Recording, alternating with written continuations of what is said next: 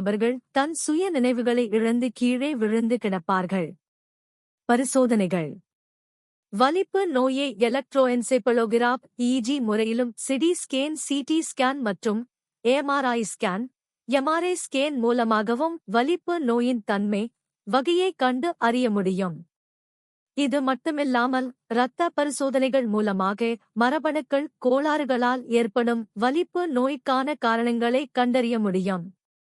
அதன் வகைகளை பகுப்பாய்வு செய்ய முடியும். இது மட்டும் இல்லாமல் வலிப்பு நோய் ஏற்படுவதற்கான காரணமாக அமைகின்ற தொற்றுநோய் அதற்குரிய காரணங்களை கண்டறிய முடியும் மற்றும் அனீமியா என்று அழைக்கப்படும் இரத்த சோகை மற்றும் சர்க்கரை நோய் போன்ற நோய்களும் வலப்பு நோய் உள்ளவர்களுக்கு கூடுதலாக உள்ளதா என்பதை கண்டறிந்து அதற்குரிய சிகிச்சைகளையும் மருந்து மாத்திரைகளையும் வழங்கி நோயாளிகளை முடிந்த அளவு விரைவாக வலிப்பு நோயில் இருந்து குணப்படுத்த முடியும்.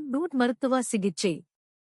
பெரும்பான்மையான வலிப்பு நோய்களை மருத்துவர்கள் அந்த வலிப்பு நோய்க்கு உரிய மருந்தை பரிந்துரைத்து குணப்படுத்துவார்கள்.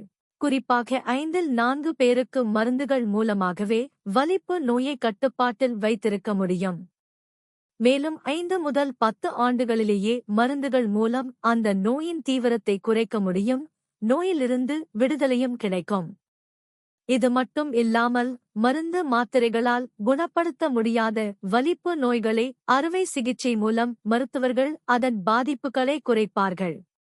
குறிப்பாக மூளையில் எந்த பகுதி பாதிப்புக்கு உள்ளாகிறதோ மூளையின் அப்பகுதியை அறுவை சிகிச்சை மூலம் சரி செய்வார்கள். குறிப்பாக சில நோயாளிகளுக்கு வேகஸ் நர்வ் ஸ்டிமுலேஷன் என்று அறியப்படும் மற்றொரு அறுவை சிகிச்சை மூலமாக வலிப்பு நோய்களின் தீவிரத்தையும் குறைக்க முடிகிறது. குறிப்பாக வலிப்பு நோய் உள்ளவர்கள் தங்கள் நோய்க்கான மருந்தினை தவறாமல் தினமும் உட்கொள்ள வேண்டும். குழந்தைகள் சிறு வயதில் ஏற்படும் வலிப்பு நோய்களுக்கு 5 முதல் 10 ஆண்டுகள் வரை தொடர்ந்து மருத்துவர்கள் அவர்களுக்கு பரிந்துரைத்த மருந்தினை எடுத்துக் கொள்வதன் மூலம் வலிப்பு நோயிலிருந்து விடுபடலாம். குறைந்தபட்சமாக வலிப்பு நோயின் தீவிரத்தை பெரிய அளவில் குறைத்துக் கொள்ள முடியும்.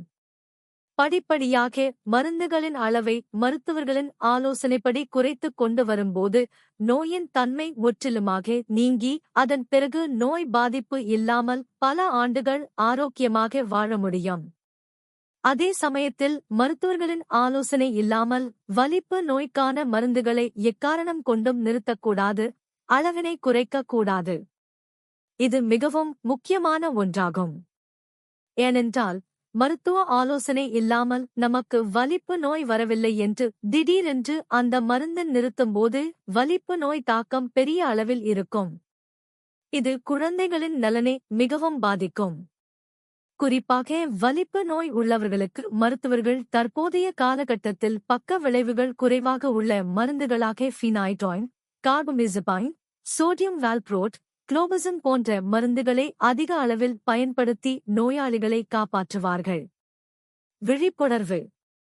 இன்றைய அளவிலும் பெரும்பாலான மக்களுக்கு ஏற்படும் வலிப்பு நோய்க்கான உண்மையான காரணம் அறியப்படவில்லை.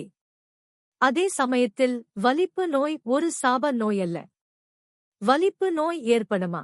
வலிப்பு நோய் ஏற்படும்போது நோயாளி கையிலோ வாயிலோ எந்த ஒரு இரும்பு பொருளை கொடுக்கக்கூடாது. இது பொய்யான நம்பிக்கையாக மக்களிடம் உள்ளது.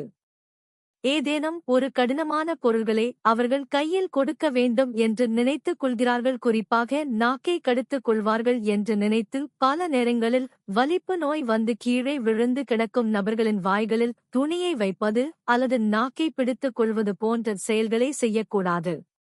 முடிந்தால் வலிப்பு நோய் வந்து கீழே தரையில் கிடக்கும் நோயாளியே ஒரு பக்கமாக படுக்க வைக்க வேண்டும். இதன் மூலம் அவர் தன் நாக்கை அதிக அளவில் கடித்துக் கொள்ள முடியாமல் செய்ய வேண்டும். வலிப்பு நோய் வாழ்நாள் முழுவதும் நீடிக்கும் நோய் அல்ல. வலிப்பு நோய் உள்ள ஒருவரை நாம் தொடுவதன் மூலமாக அல்லது அவர்களின் சுவாச காற்றின் மூலமாக காக்கா வலிப்பு நோய் பரவுகின்றது என்று சிலர் கூறுவார்கள். அது உண்மை அல்ல. வாழ்க்கையில் வெற்றி பெற வலிப்பு நோய் என்றும் ஒரு தடை கிடையாது. அதற்கான உரிய சிகிச்சையும் மருந்து மாத்திரைகளையும் தொடர்ந்து எடுத்துக் கொள்வதன் மூலம் வலிப்பு நோயிலிருந்து விடுதலை அடைந்து வாழ்க்கையில் மிகப்பெரிய உயரத்தை தொட முடியும். இதற்கு எடுத்துக்காட்டாக பல விளையாட்டு வீரர்கள், இசைக்கலைஞர்கள், எழுத்தாளர்கள், நடிகர்கள் உலகம் எங்கும் சாதனை செய்து கொண்டிருக்கிறார்கள். எஸ்.